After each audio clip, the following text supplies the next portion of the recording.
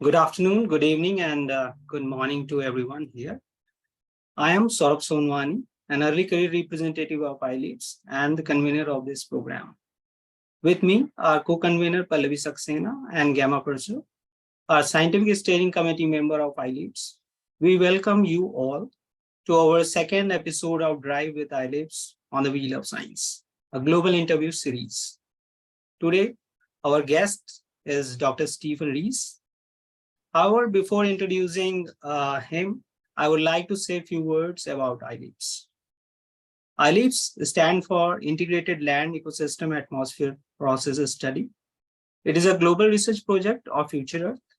It seeks to provide an understanding about how interacting physical, chemical, and biological processes transport and transform energy and matters through the land-atmosphere interface. Like other future global research projects, iLEAPS is a network to link iLEAPS scientists to key societal challenges related to health, biodiversity, climate, food, and fuel security, and ultimately linked to United Nations Sustainable Development Goals.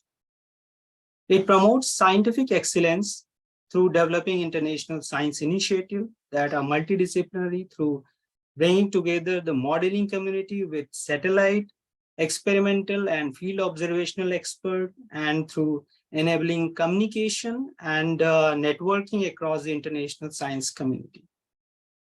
It facilitates this initiative by acting as a communication hub and coordinator of worldwide scientific research in the field of ecosystem atmosphere exchange and the impact of those exchange on key societal issues. Another very important initiative of iLEAPS is promotion of leadership in science through capacity building in developing countries, as well as through their early career scientist network by hosting workshops, ensuring timely and relevant science to be available through their websites and training programs. Recently, we conducted an Earth and Environment Day series 2021-22 targeting South Asia. We also organized iLEAPS Light Conference 2022, iLEAPS OSFlux Conference 2023. We have also successfully conducted a Global Polycon Series 2022. So as we know that there are several challenges faced by researchers in different fields of science and technology. A motivation is always required to drive the enthusiasm to carry forward the research. The key to motivation is to follow the footstep and journey of renowned and esteemed researchers and academicians that help to set a remarkable goal. So this understanding has been behind this present program to provide researchers, especially the early career researchers, an opportunity to imbibe knowledge, inspiration, and zeal to conduct their research in a direction that is fruitful for welfare of this society.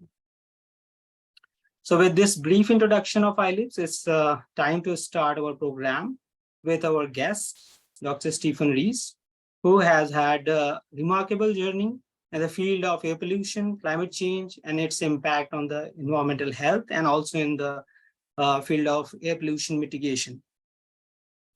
So here now I would like to request Gamma to introduce Dr. Reis.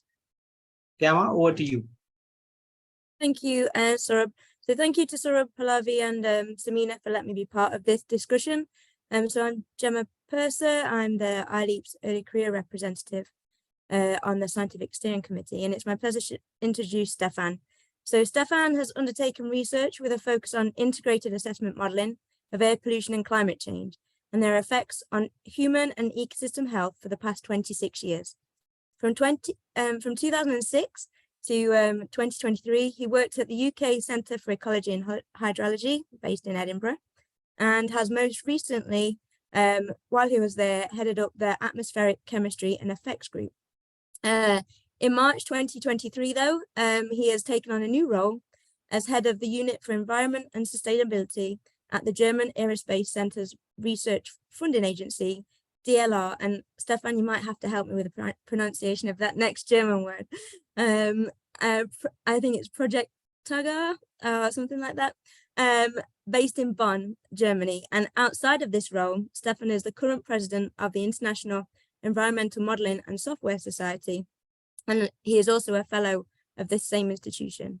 And as well as modeling, as the Modeling and Simulation Society of Australia and New Zealand. So thank you for joining us, Stefan, and over to you. Thank you, Gemma, for the introduction of our guest. Good afternoon, Dr. Rees. Now we are formally going to start with the interview. So let us start with the first question related to your career journey. That is my first question. Please brief about your education, career path, and collaboration you had to help you do the role that you are currently.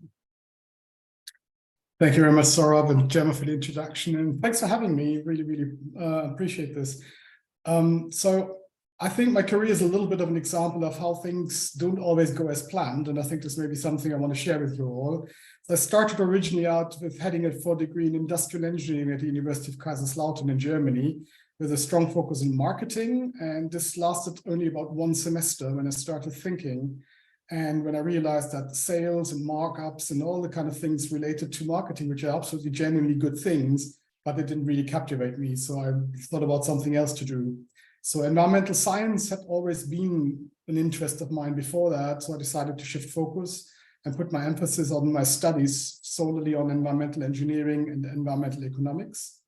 And I have to say, I've never looked back since. So I've completed my diploma thesis with a half-year visit in Edinburgh at Edinburgh University, and really fell in love with the city. Didn't know that I would be back eventually, as Gemma already pointed out, and went back to Germany to do my PhD, which I undertook at the University of Stuttgart at the Institute of Energy Economics and the Rational Use of Energy. I started that in '97 and got immediately involved in European research programs. At that time, it was this framework program 4 out of many of following programs, and I started out early on focusing on abatement strategies for tropospheric ozone in Europe with partners in several countries. And this international angle of my research has remained a strong theme throughout my career, and has pretty much set the basis for that in that early stage of my PhD. And I found this really particularly important, this international connection, and very enjoyable. So in 2006, I went back to Edinburgh again, and this time for a job at the Center for Ecology and Hydrology, and became scientific program manager of a large integrated project called Nitro Europe. This was then Framework Program 6 of the European Union, and this was a major effort with 62 international partners, and this was focusing on better quantifying, understanding, and managing the European nitrogen cycle.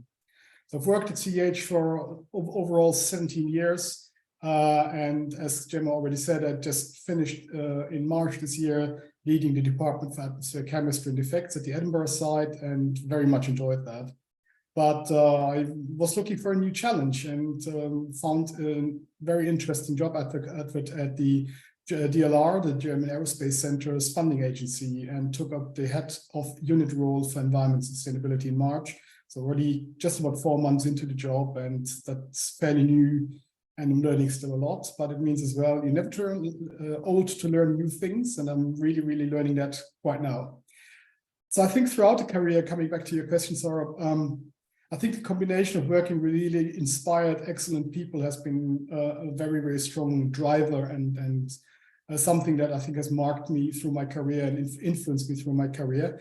But a fair bit as well chance encounters, because sometimes you can plan at the best of your abilities, but you meet someone who gets, for instance, with regard to Nitro Europe, it was a chance encounter at a meeting in Croatia that got me into this role, which I would most likely otherwise never have experienced or had the opportunity to.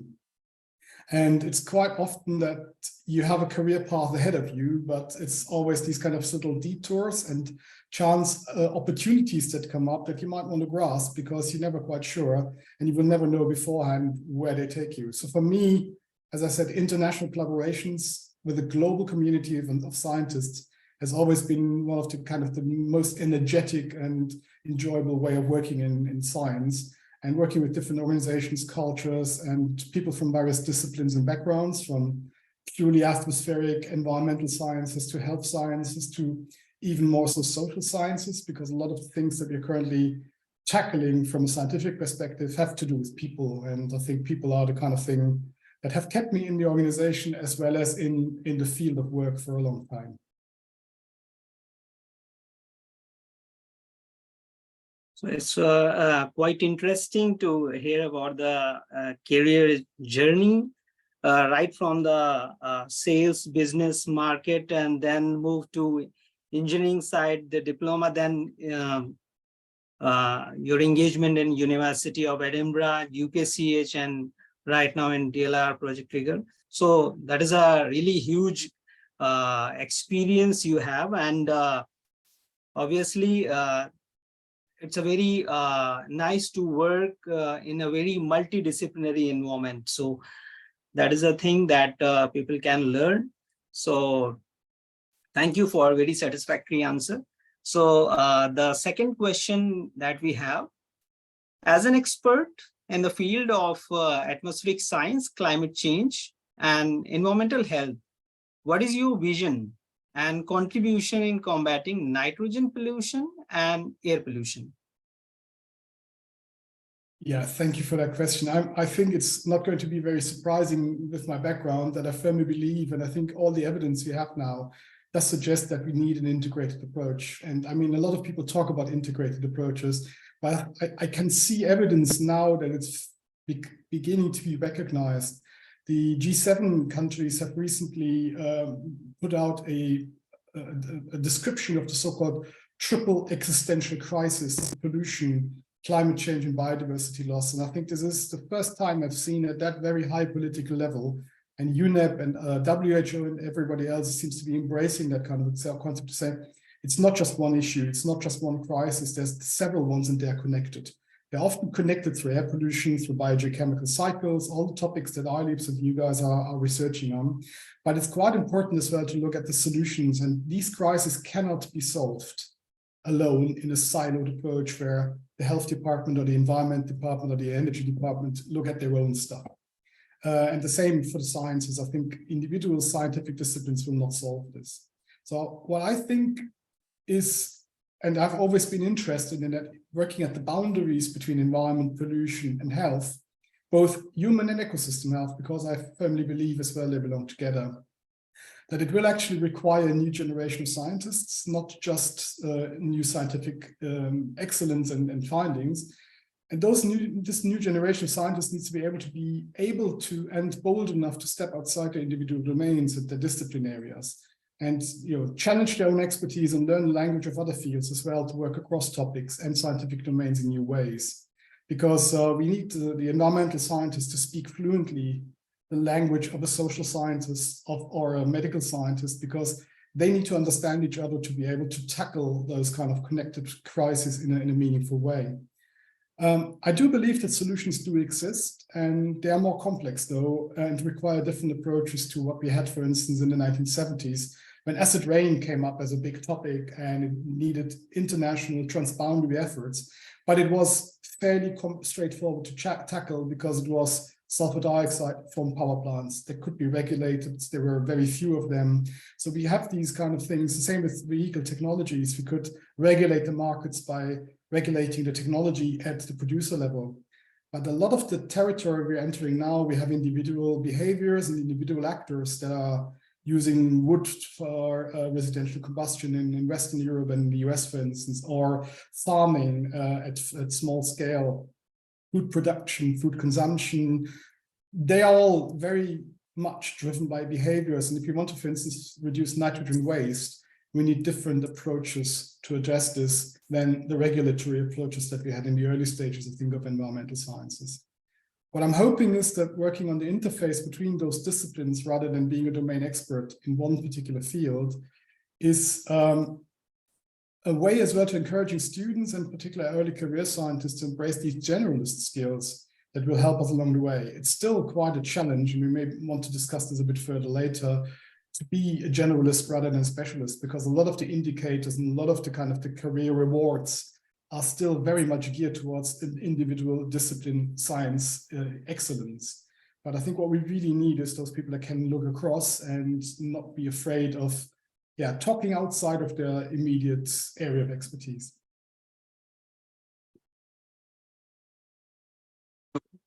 Thank you for highlighting the multidisciplinary approach, because as we understand, there is a problem is very common, but everybody has its own expertise. Without collaboration, without interdisciplinary approach, we can't solve such kind of the issues.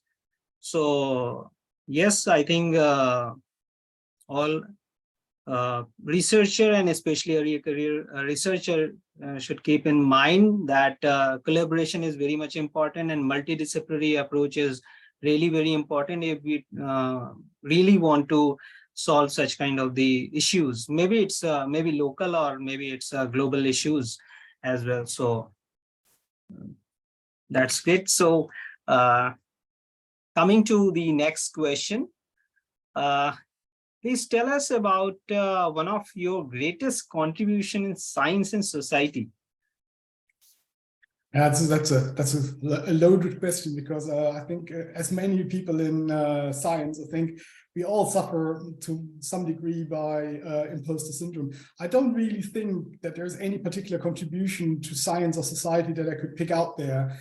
But having thought or thinking a little bit more about this, I would say the collaborations in the groups and the teams that I've worked with, that is, I think, and being part of those actually has been one of my best experiences. But when it comes to the contribution that I think I could make, and I hope I could make, is the supervisory activities and teaching.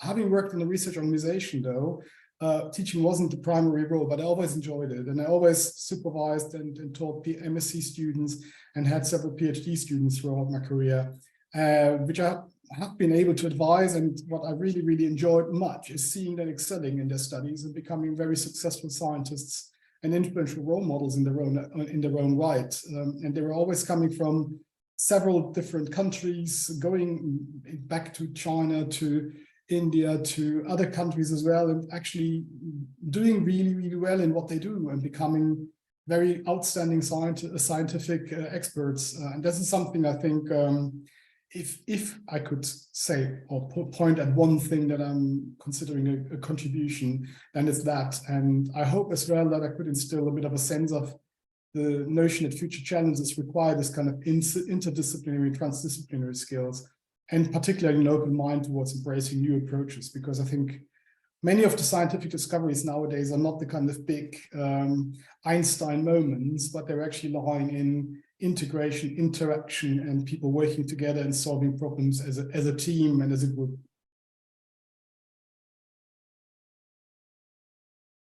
Yeah, as a supervision, our multidisciplinary approach, and through collaboration, training people, students of PG or PhD student itself, a really great contribution, so that we can make a proper direction for the early career researchers. So that that is actually very important, because in early career stage, most of the people get confused where to proceed.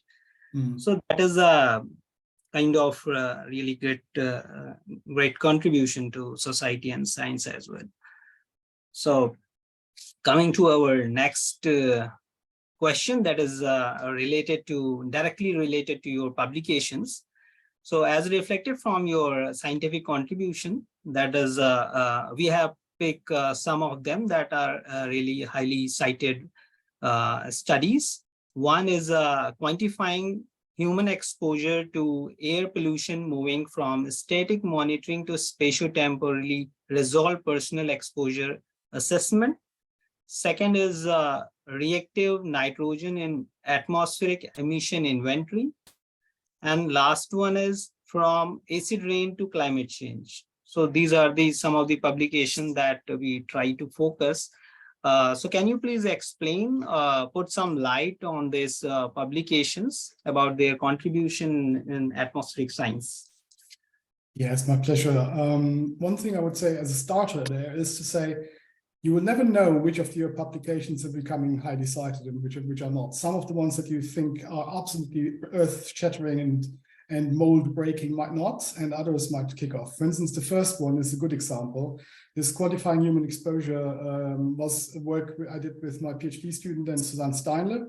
And we used personal sensing and global positioning system devices on a person to quantify the person exposure moving through various microenvironments during the day-to-day activities. So it did seem to hit the right time and the right spot, because very little was published at that stage when we did it. And early stage particle counters were available, portable ones that you could just put on a backpack. And since there wasn't that much around there, a lot of people were really hungry for that kind of approach, I believe. So we wanted to understand how exposure varies between individuals and microenvironments, and having a way to spatially and temporally track that through time and then evaluate this. The main outcome of this work has really informed quite a lot of similar studies, but as well, we have taken them forward to design modeling studies of atmospheric composition change and air pollution to get a better idea of how exposures to air pollution varies and to what extent the established approaches of assuming that people are at their home address all the time might actually misquantify human exposure. So at the time as well, I think this was something that was very much in discussion, and we just seem to be very, very timely in publishing this. Second paper is different in nature, and this came mostly as well from conversations we had in the Nitro Europe project, where we did a lot of work on nitrogen, and we did realize that nitrogen is differently handled in emission inventories, because on the one hand, you got the reactive nitrogen compounds with ammonia, nitrogen oxides, which are classified as air pollutants. And on the other hand, for instance, there's nitrous oxide, which is a greenhouse gas. So you will often find them not only being held in different inventory data sets, but as well compiled by different people from the air pollution side, for instance, in the UK, by the Ministry for the Environment, for the climate change side, by the Ministry for Business and Energy and Infrastructure.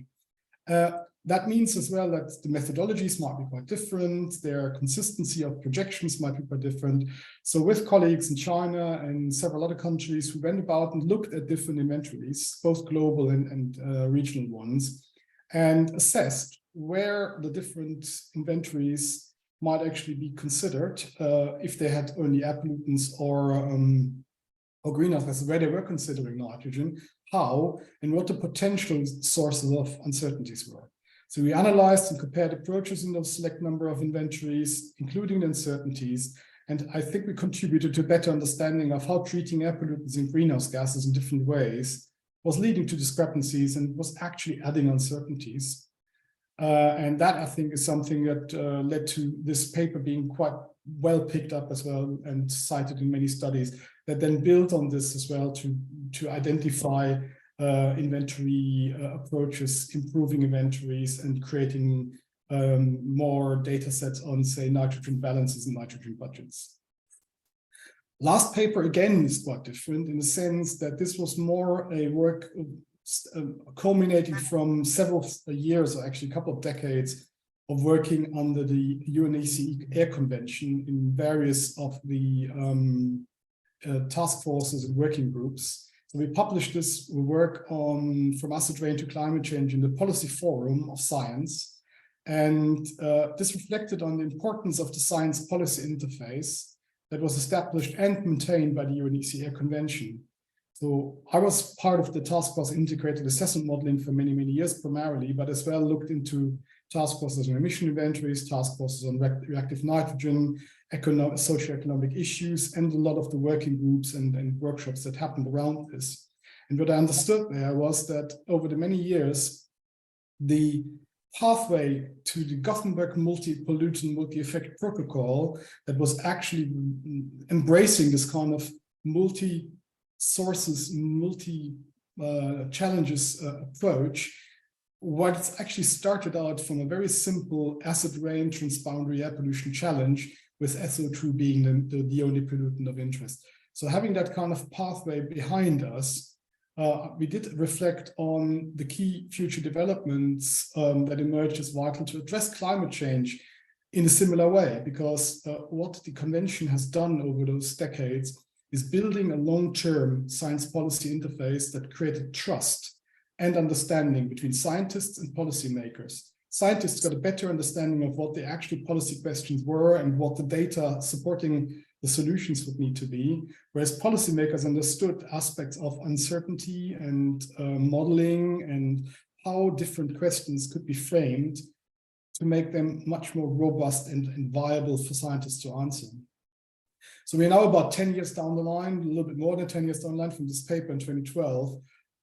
If I had to do another one or would look at this again, I would really like to expand this to include the triple crises that I mentioned earlier of pollution, greenhouse climate change, and biodiversity, because actually understanding that we have the mechanisms in place that we could apply here and how would we need to progress in those transdisciplinary collaboration, that might actually be something really, really worthwhile to reflect on. But it is one of these kind of positions in time where this paper was quite apt and timely because it was reflecting on the history of the Air Convention, but as well was providing an insight in and key points for future development. So I think it was the right place and the right point in time again to get this out there, and it's got quite well picked up. Thank you so much, Dr. Rees, for explaining these really important research. Itself, these researchers also explain your career journey, how you move from monitoring to exposure assessment, then emission inventory modeling, and then after the science policy interface. So even though I think many of us having some related question that will be taken up in our separate question and answer session just after the interview. So our next question is, what are the highlights of your recent research work? Can you brief and help us to understand its importance in society? Thank you. Yes, as I briefly elaborated already, the current role is not so much a primary research role. So we are not undertaking direct research, but we are advising and working with the ministries, with the different funding agencies on programs in the wider context of sustainability and environment. So this encompasses running project offices like the IPCC Bureau and the IPBES Bureau for Germany, but as well managing and maintaining the Red List Center for Endangered Species, tracking of endangered species status in Germany as well as in Europe, and all these kind of things. So with this kind of support and information role for funders at various levels, we are developing and delivering research programs to tackle those existential threats to society. And what we can bring in there is both the scientific understanding and expertise, but as well the understanding and the knowledge of how to design and run and monitor funding programs that are able to deliver. So the unit that I'm heading actually covers quite a wide remit, which includes Department of Socio-Ecological Research, which is very much focusing on transformative, transdisciplinary research, co-design, co-development, and co-implementation of measures with people and in dialogue with society. And we have quite a lot of focus as well on climate change mitigation and adaptation. We are contributing to the debate to what extent mitigation can still achieve a certain limitation of or a limiting of the of global warming, but at the same time recognizing that adaptation, particularly around natural climate protection and natural climate adaptation measures, is absolutely vital in the context as well of biodiversity loss and nature climate protection. So there are quite a lot of these kind of topics around, but with my colleagues in the units on international collaboration as well as in health, we're working very closely to forging these kind of inter- and transdisciplinary alliances and putting together in co-production with the funders. And that's, I think, the very new element for me, programs that are well tailored to address those challenges we face as a society at all the governance levels, from local and urban to national and global scale.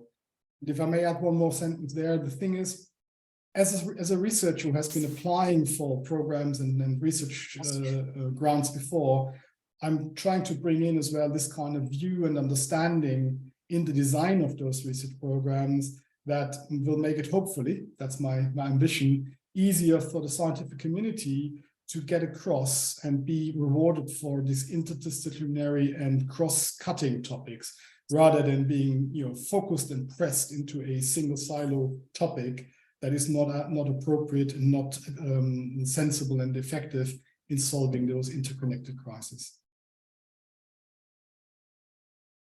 And that's great. Obviously the funding is really very important, and it's also important to convince ministries and funding agency that yes, these are the topics having very high importance in the current environment. And yes, the transformative approach and transdisciplinary approach is also really important to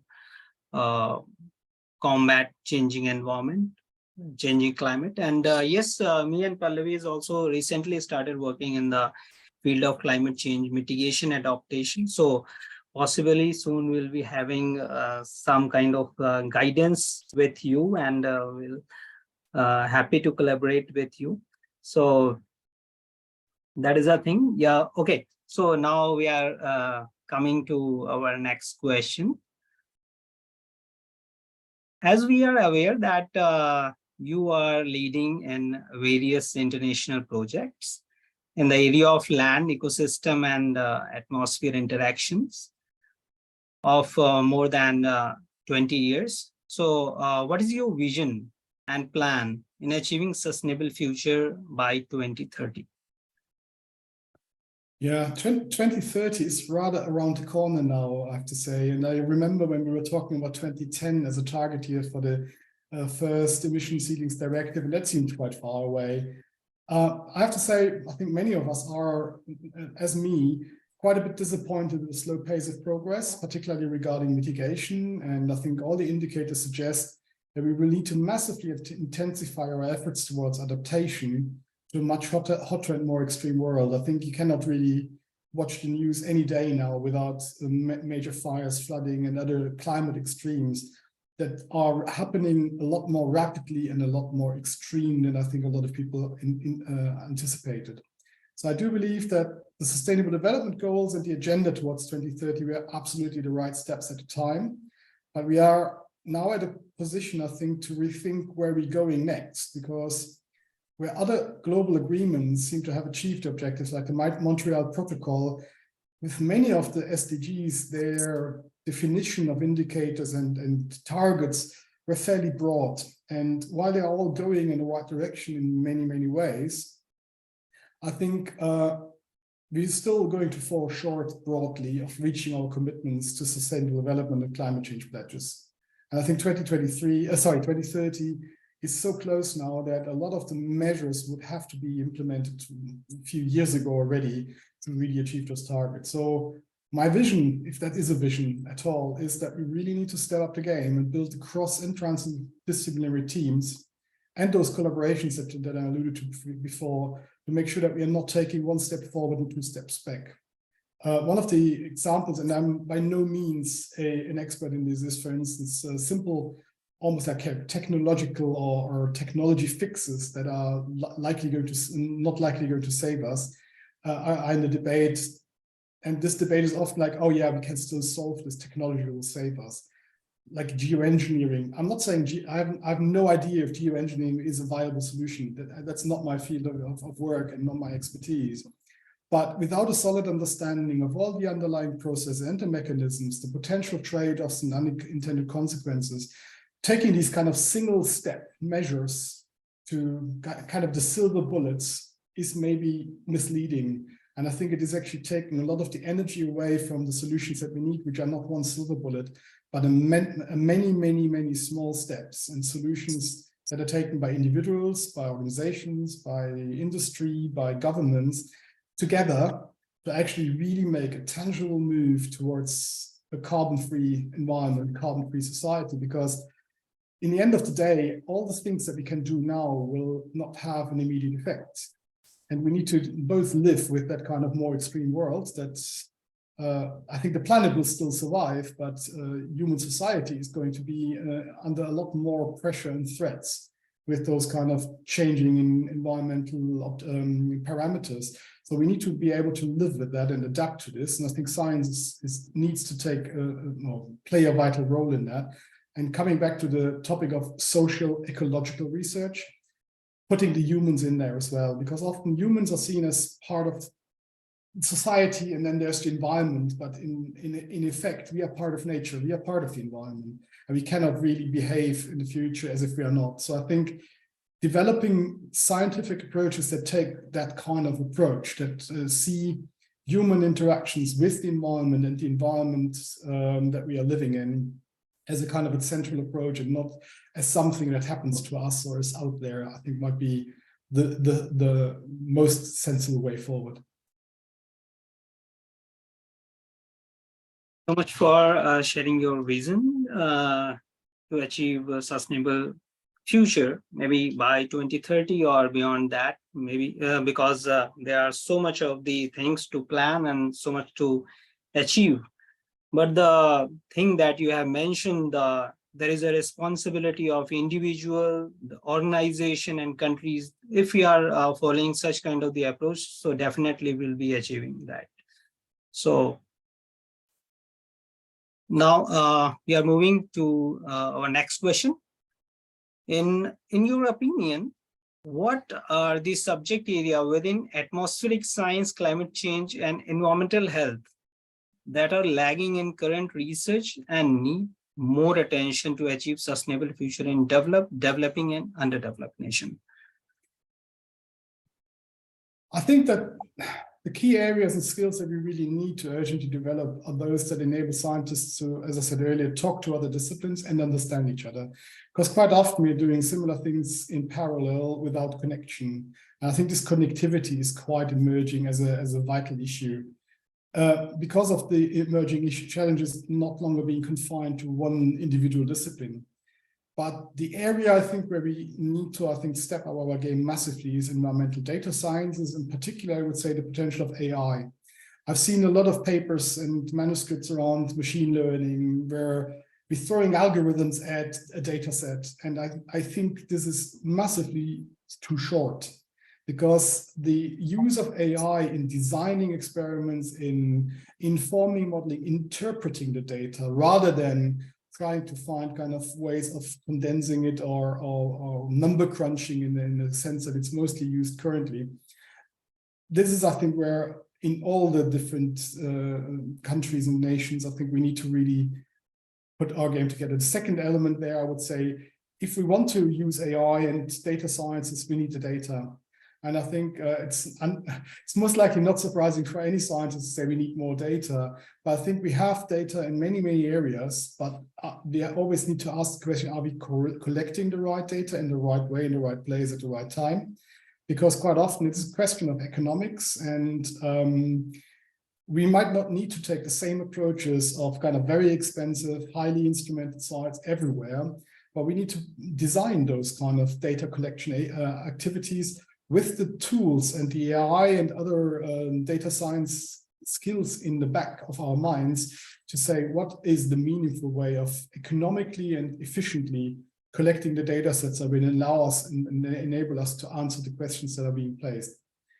And then last but not least, I think in many, many countries in the past, and we have had this recently still, that there was approaches for scientists going to places and with this kind of mindset of, oh, we are transferring our knowledge and skills to other parts of the world. I genuinely believe, and I personally really believe, this is wrong, because a lot of indigenous knowledge, and we have seen this in many, many countries, not just of indigenous people, but as well of scientists who know the ground, who know the issues, and know the challenges, is so much more valuable than trying to transfer and apply, I would say, kind of developed Western scientific approaches and just applying them elsewhere. So I think this really needs true collaboration, co-production, and recognition that knowledge of a environment and context is so much more important, even more so as we are moving more from the what I would class as data-driven physical environmental sciences to those that are looking at solutions, who are looking at co-design, co-development, and co-production with people. Because the human-centric approach to solving environmental challenges will need to understand the societal and the socioeconomic aspects, but as well the cultural aspects of the environment that they are being applied in. Because without that, it's going to be impossible to just transfer something that has worked elsewhere and just assume it works like that. Thank you so much for very satisfactory and very elaborative explanation, touching different things, right from the data collection to design of the data collecting devices, right from their efficiency to economically viable approach, the identification of the problem on local or global or approach. That is kind of that I personally believe that is a very important thing. Identification of the challenges is really important, because at local level and global level, there is a things are really different and challenges are very different if we are comparing developed to developing and underdeveloped nations. So thanks for a very satisfactory answer. So moving toward our last question, what is your message? That is actually one of my favorite questions. So what is your message to young scientists working in the field of air pollution, climate change, and related impacts on environmental health? What you convey?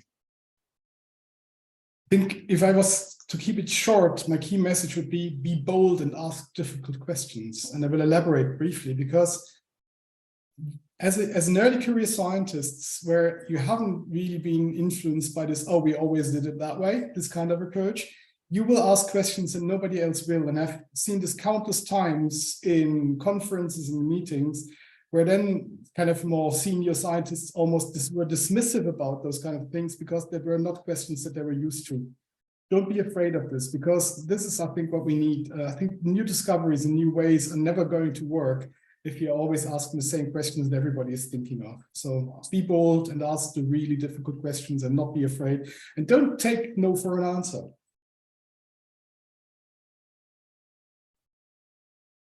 That's great. So I hope everything will keep in mind, and we'll try to follow in our research and in our domain. So now it's a time for question and answer session, interactive session. So all the attendees, this is my humble request to all the attendees. If they have any kind of questions, queries to our speaker, they can just unmute themselves and they can directly interact to Dr. Rees.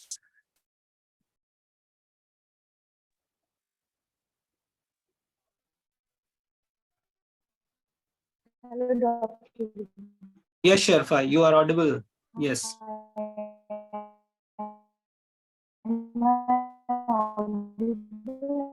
Sorry, your voice is not clear.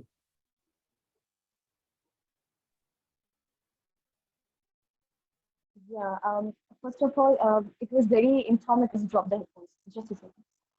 Manu, did you come out?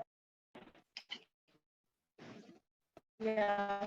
Am I audible now? Yeah, you are audible now.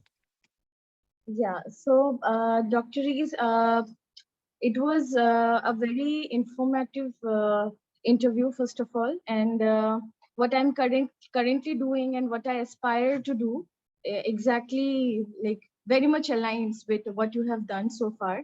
I had a background in botany, and then I did an internship in University of Delhi, where Dr. Pallavi was then doing her PhD. And that's when I got my interest in environmental science. And then I shifted my branch kind of and since science is interdisciplinary and you can do that. And I did my PhD in environmental science. I worked in biomonitoring. I worked in accumulation of heavy metals. I used moss as the biomonitor.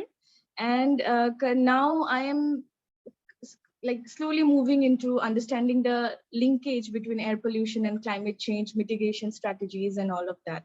So my first question to you would be, there is a lot of research already. There is a lot of technologies or mitigation strategies that people are coming up with, green technologies, natural-based solutions, and all of that. There are too many research already, and there are also too many climatic extreme events going on. We are unable to stop it. Like we are also lagging behind. Our goals are reaching further and further. We say 2030, then 2050.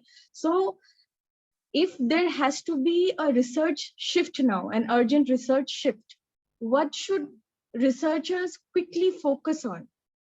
That is my first question. And my second question would be, I recently came across a concept of degrowth, because, we are struggling in maintaining the balance between our economic growth and also cutting down emissions. So there is this concept where we actually go behind. We don't focus on growth, but we only focus on the health of the planet. So that is the concept of degrowth. So do you think that there will come a time where we will actually have to adopt this concept of degrowth, because we are unable to balance between technology, growth, and also cutting down our emissions? So yeah, that was my question. Thank you. If I may, I will start with the second one first, because to be honest, I would have believed by now we would have gone there, because if you read the 1970s or 80s literature on Northos and Tobin and others on different ways, for instance, for replacing GDP as a measure. Because currently, I think a lot of the economic indicators used to measure progress are actually measuring environmental destruction and using environmental resources as a positive. And I think this is something where I think degrowth and other concepts, donut economy, there's a lot of concepts out there. What I think we really need is the step towards implementation and utilization rather than concepts. And this, if I may, is a bit of a cheeky one, but I could connect this with your first question: what do scientists need to do? I would almost feel that scientists need to go into policy. I think the more we have scientists going into the decision-making processes, into the policymakers, either as, I would say, starting with internships, but as well potentially taking on careers that are bridging between the sciences and the policies. Because in the end of the day, where things happen and where balances are struck and agreements reached, this is in the areas where the regulators and the scientists and the policymakers sit together. And I think getting more of that kind of understanding of the complexity of the challenges into those kind of policy domains is absolutely vital. There's a lot of policymakers who become policymakers from straight from university with a policy degree or a related degree in their back, which is great. But I think this kind of domain understanding that you have, that others have, with your botany, with your environmental science skills, finding ways of going into either for a temporary position or for the long run, into areas of influence in the science policy domain, I think this would be absolutely vital. And I think we see some evidence in some areas where this has happened. I mentioned the science policy interface of the Air Convention, which is kind of a long-standing thing. It took 20, 30 years for this to really, really work. And I think we don't really have a lot of time there with climate change. So I think getting, if you were to look at something where you can make a difference and where not everybody is doing it already, I think going into that kind of science-informed policy development area might actually be a very, very good way of achieving impact for your personal career. I know it's not an easy one. It's not a simple solution there, but I think this is something where if you want to make a difference, I think this is a good approach to take. But I'm very happy to hear other views on that as well, because that's just my opinion. This is not based on a particular kind of skill set or expertise. Thank you so much, because actually agree to what you said, because I am currently trying to transition from core research area to policy making.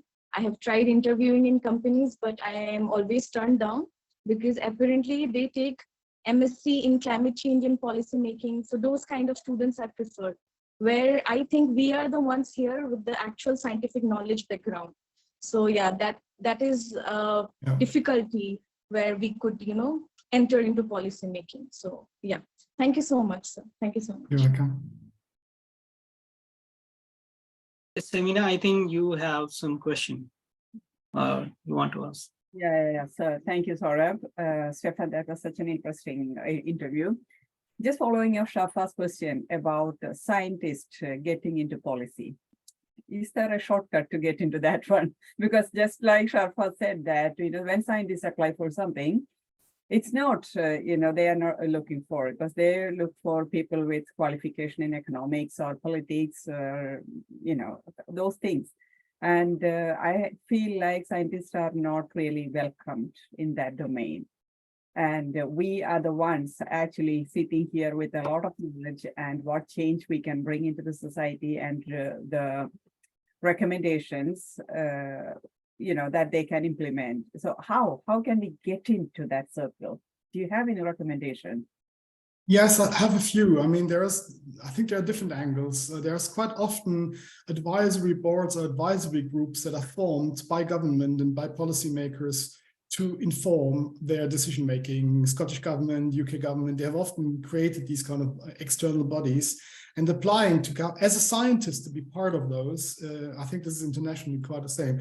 This is a good first step. You're still then providing scientific advice, but you're getting an interest as well as an insight into how the policy workings are.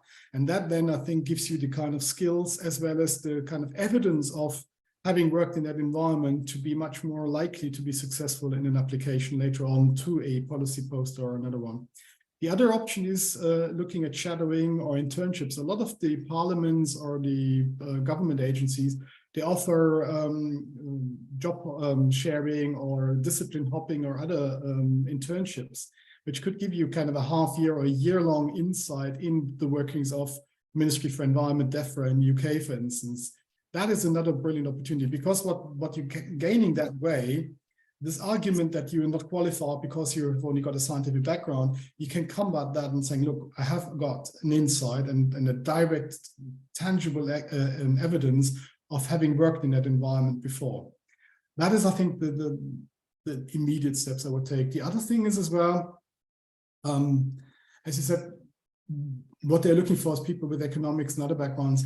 I'm not sure, but I think this might shift, because you can see as well that politics and political views seem to be shifting in the populations as well, particularly those affected by flooding, by fires, and by other areas, that they are recognizing that there is maybe much more truth and validity in the scientific views on climate change and other aspects. So I think in the future as well, there might be a lot more emphasis of policymakers and policymaking organizations in taking on those kind of scientific advice and scientific skills in their policymaking process. That's my hope. This is not based on any kind of evidence at this stage, but I think this is a direction of travel which I think we might be seeing. I don't have a solution for you there, unfortunately, but I think it's just a couple of thoughts. Yeah. Thank you. Because once I worked in when I was living in Norway, I worked in a part of project called Helsinki Mission. It's about eutrophication in Baltic Sea. But that project meetings involved policymakers and scientists. We have our recommendations and they were directly listening, and that worked out. But after that, I never had any opportunity, or I had no idea how to get into that. I think this is the thing. This is a long game. I mean, getting into the policy circles is a long game. It's not just getting in as a job, but as well getting the trust and the kind of relationship formed that they understand that you're not just saying, oh yeah, it's uncertain, but you're actually having something valuable to say with all the uncertainties and challenges that science provides. Yeah, thank you. Thank you, Stefan. I think Pallavi, yes. You have some question? Yeah. Thank you, Stephen, for such an interesting interview. It was very great to listen about your career and the research contributions. I have a very general question, which I used to face many times whenever I used to interact with the common people especially in Delhi. How can we bring the laboratory experiments and our the findings and all to the in the practical life or to the field? Because many of the common people, they used to ask me that air pollution is very high in Delhi, so you are working on the air pollution and the other scientists are been working on air pollution for from so long. So what do you suggest that what we can install in our room, or how can we clear that air pollution problem? Is there any product? Is there any something is being there so that the air pollution can be clear? So at that point of time, I was telling about, yes, we are doing many things, and we are trying to bring something. So actually the common person want that scientists should come up with the practical solutions so that they can apply in their daily life. So can I have an opinion on this? Yeah, practical and cheap solution. That is also. Yeah, no, I absolutely understand that. I can share very, very quickly an anecdote. We had a colleague calling us when we published the backpack study. We had someone calling us from the general public in the middle of Scotland, where the air pollution is not so bad. But he lived in a small village where they were building an incinerator for medical waste, and he was really concerned about the emissions and the air pollution from it. And I looked it up, and it was fairly benign in the sense that it was very well high-tech and everything. But I said, look, you're living 50 meters away from a major motorway. Are you not concerned about that? He said, no, because it has always been there. So the perception of the risk or the perception of the problem is very different, because air pollution, quite often you can't see it. I mean, I know Delhi, but in other places you can actually, it's much more kind of important. But this is coming back to this technological fixes that I mentioned earlier, which is really difficult in that case. Because there isn't, I think, an easy solution for cleaning air. There are some filters and other things, but they're usually not easily affordable to everybody. But on the other hand, I noticed from my own parents that their perception of using a residential wood burner in their living room in the winter is something they love, because they say, oh, well, it's so cozy. And at the same time, we're doing something for the climate, because we have given them, or the policymakers have given them messages that they're doing something positive because it's biomass and it's carbon neutral and everything. And I think where we need to start, and I think this is not really answering your question, but we need to take a step back and actually starting with clear messages about what they can do and what they should be doing, and not in the kind of sense, I mean, quite often when we're talking to general public addressees, people say, oh, we have to dump down the science. No, I don't think so. We have to make them clear. That's very different. So you have to be very, very clear about what the consequences are. And quite often we as scientists and say, well, we are hedging our bets and saying, well, this is what the potential results, but there's a lot of uncertainty, so it may or may not be. That's not really, really focus on what we know about air pollution and what the contributions are from different sectors and from individual activities. Say, look, you may not solve your air pollution problem yourself as one person, but if everybody starts doing this, your air pollution will be halved in 5 years' time. And that's, I think, the kind of message being very clear to show that it's not just being a recipient of air pollution exposure, but as well with all the day-to-day activities that we do. And there may not be an immediate solution for something, but I know that, for instance, in India, Pakistan, and other places, very successfully, cook stoves have been replaced from kerosene and other burners to LPG, two-stroke engines. There's a lot of things where government can help, but where individuals need to shift. And I think that's kind of the message you get across. I know this is not really the solution you're asking for, but I think this is the only thing that we as scientists can really, really offer in an immediate way, not through programs of policymakers, etc.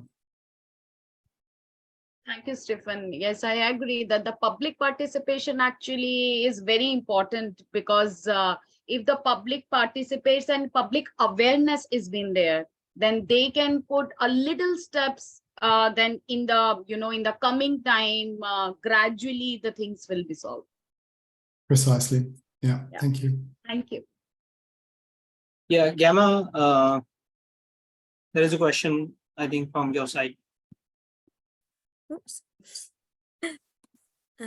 Yeah.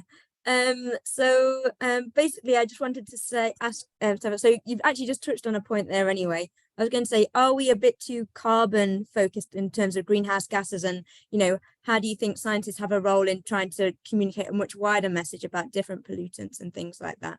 And then the second question was really related to maybe your role now as a kind of a person that oversees funding. Typically, some of the science is always trying to push for novel, new directions, and the science is pushed that way. But clearly there's a lot of fundamental science that still needed to be done, particularly for models, measurements, things like that. How do we go about making those fundamental measurements and those principles or basic science that we probably need to still gap fill? How do we make those into successful proposals that, for the future? Yeah, I think starting again with your first question now, that's a good question. I think I would say absolutely yes. We are too focused on CO2 and on carbon.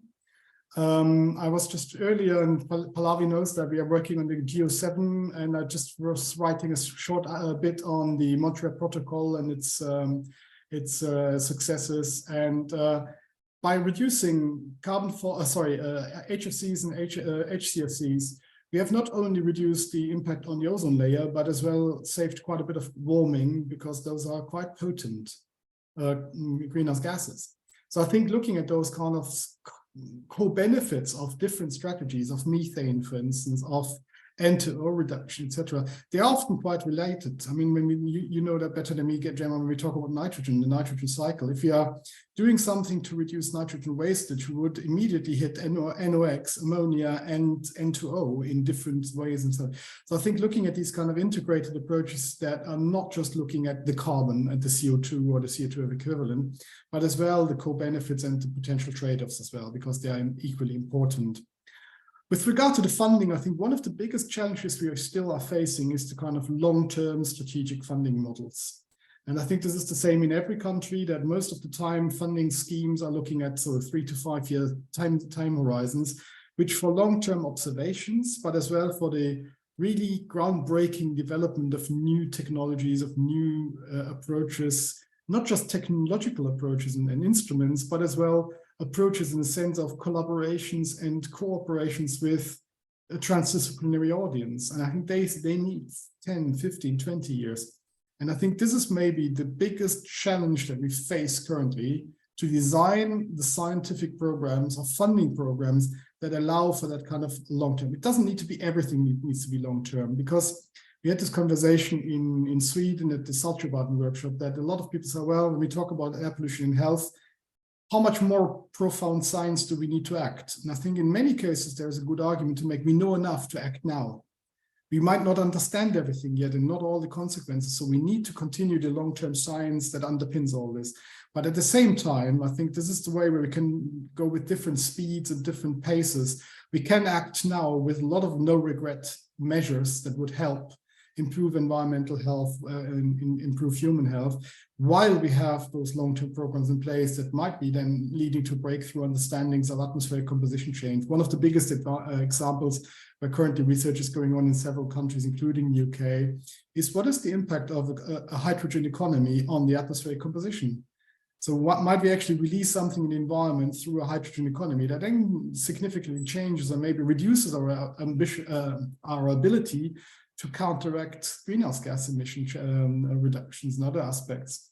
With CFCs and HFCs and others, we have seen that by phasing out one group of products, and others might be used to replace them, that we haven't got a first clue what their impact on the environment might be. So before we release them in the environment, we should know, and that needs this kind of long-term funding role. So I haven't got a solution for it. I think it's the same everywhere, that policy cycles and funding cycles are short-term. But I think this is, for me, the biggest challenge in making those kind of new breakthroughs in scientific understanding, that we have at least some programs that have this kind of 5, 10, 15, 20-year horizon. And I genuinely do not know currently how to achieve that. Thanks, Stefan. Appreciate the answers.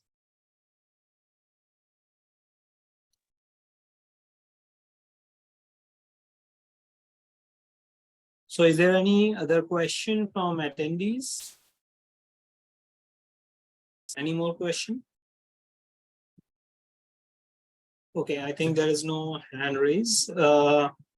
I'm having one short question. As you have mentioned in one of your publications, there is a personal exposure assessment. Can you please elaborate a bit how you do that?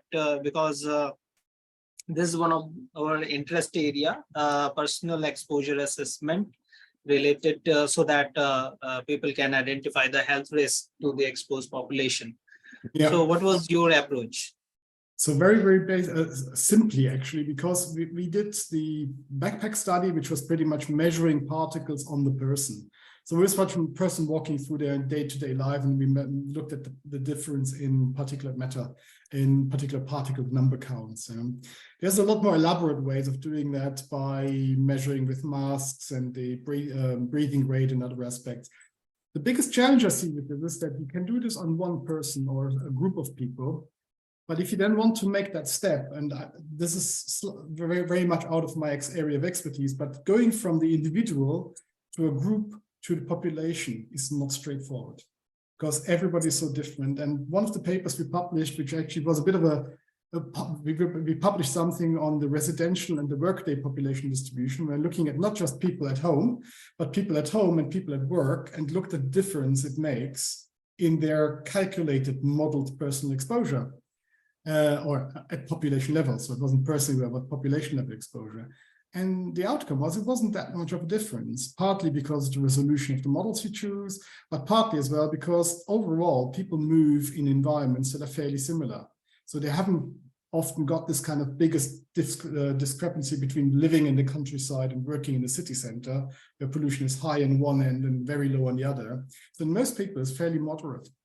So coming back to your question, when it comes to personal exposure, I would say for individual studies, using measurement equipment, portable equipment on the person is really viable now. There's instruments out there that can do that, because you do not need the kind of laboratory quality assessment in terms of the accuracy of the measurement, because you're looking mostly at differences and variations over their daily exposure.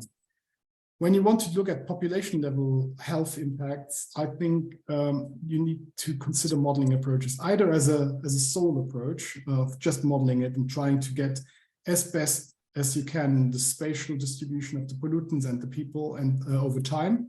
And there are lots of applications and processes out there to do that. But it means as well, if you want to do that, the question is really what you want to achieve. If you want to look at reduction of exposure, I think you can run scenarios from models fairly simply. But if you want to then underpin it and look at,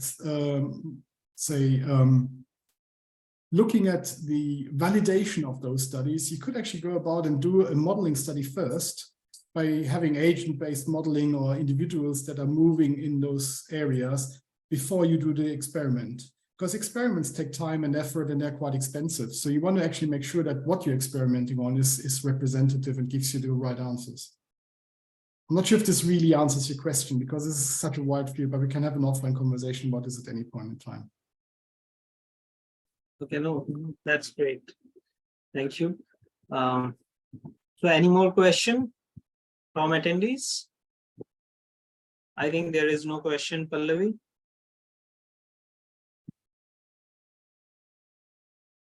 I think there is no question in the chat box also.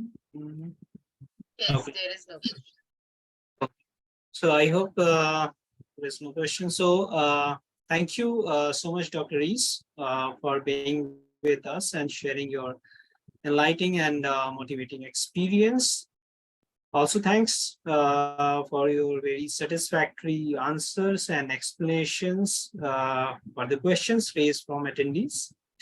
So now I would like to invite Dr. Pallavi for her concluding remarks. Dr. Pallavi, over to you. Really congratulate Dr. Stephen for your significant contributions in the field of air pollution and its impact on human health, especially when we are talking about the nitrogen pollution and the air pollution exposure assessment studies. So the journey of Dr. Stephen is highly inspiring, and we are very much sure that it will motivate us, especially the early career researchers in the field of science and technology. So I really like to thank Dr. Stephen on behalf of iLEAPS community that he has taken his time from his busy schedules and share his journey of research work on this platform. So we are also thankful to the attendees who took active participation in this session and make this session more interactive. Last but not the least, iLEAPS. I would like to thank iLEAPS and UKC at Future Earth for giving us the opportunity to conduct this series of events. So thank you very much, all of you. Thank you. Thank you for having me. Really enjoyed it. Thank you. Thank you, Stephen. Thank you, everyone. Goodbye. Thank you. Stefan, I have a project.